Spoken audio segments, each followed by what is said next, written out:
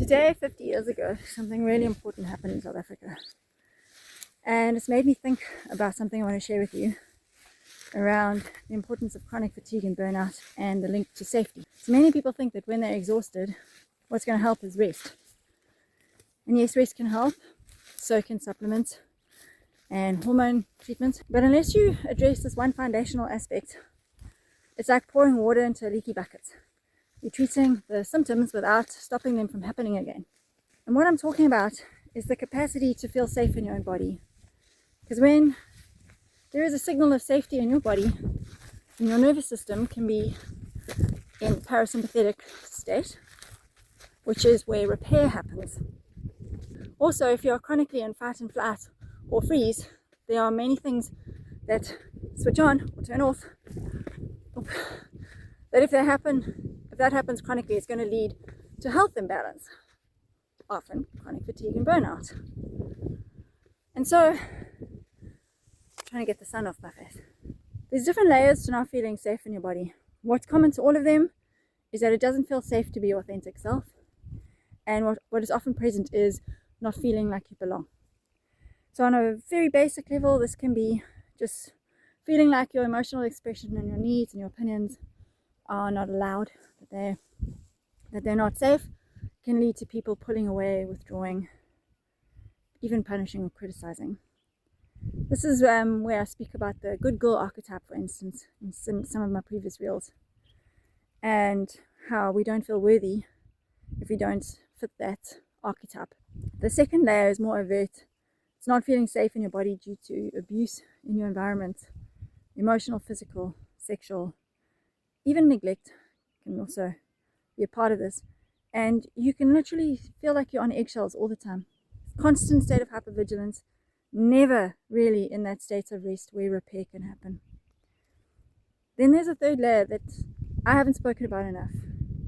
And that is not feeling safe to be who you inherently are in your skin.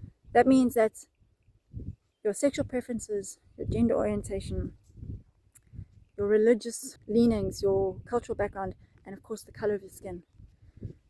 When it doesn't feel safe to have that identity. And when, especially if it comes to your skin color, it is so inherent to who you are. Yet for many people that can feel unsafe within the societies that they live, where the dominant narrative is often that of white patriarchal supremacy. And I can especially see it happening in the US at the moment. And it still happens in many ways for many people. So that it just doesn't feel safe. They feel different, they feel other. And they don't feel like they belong. So there's, regardless of what layer you identify with, some of you may identify with just the first layer, some of you may identify with all three. I don't want to make it less or more important what you identify with. But I do want to just acknowledge those who feel unsafe being who they are because of their skin color or religious affiliations or sexual preferences. So this takes me back to what happened 50 years ago. On the 16th of June in 1976 in South Africa, there was an uprising in Soweto. It was by students who were protesting the fact that the government, predominantly white Afrikaans government, had decided that schools would be taught in Afrikaans, the language of Afrikaans. Now, the majority of students would not understand Afrikaans at all. Now, can you imagine trying to learn maths and science, which are hard enough as they are, in Afrikaans, which is not your home language? And so the students protested against it. Law enforcement came in. They initially used tear gas, dogs, rubber bullets, but then they opened fire with live ammunition. One of the first victims was a 12-year-old boy, and the official death toll given by the government was 23, but the unofficial death toll through various sources is up to 200. And in the weeks following that, there were many more deaths because of the outrage that was sparked and the protests that happened, with that unofficial count being up to anywhere near 500 deaths. Now, can you imagine what it was like where your skin color made you other and different, and unsafe in a society that was dominated by people who saw you that way?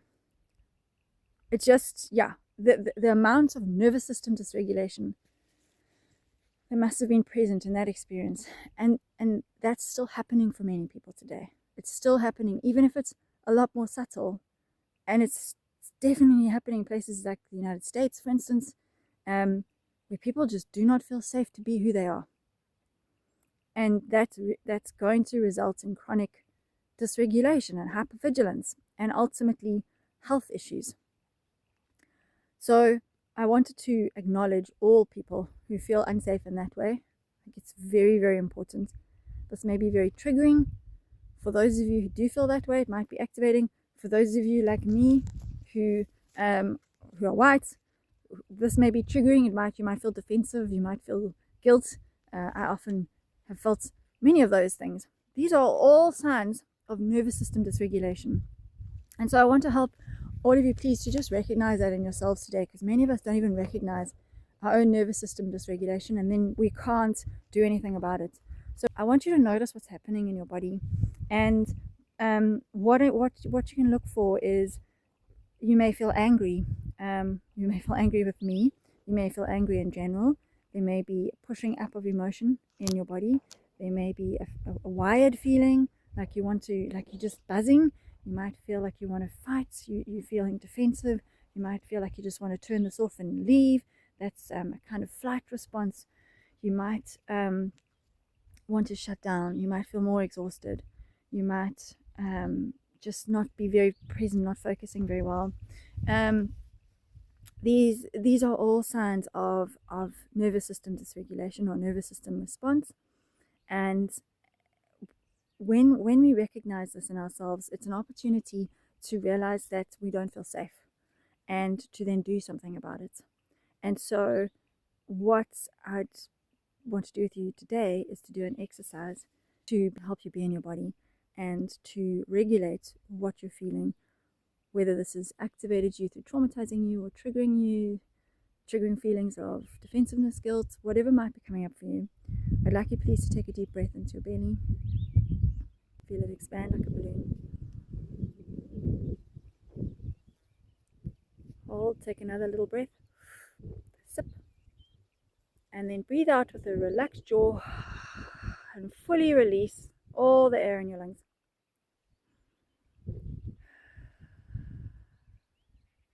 Taking another deep breath into your belly, expanding it like a balloon. Little sip. Topping up. Hold and release.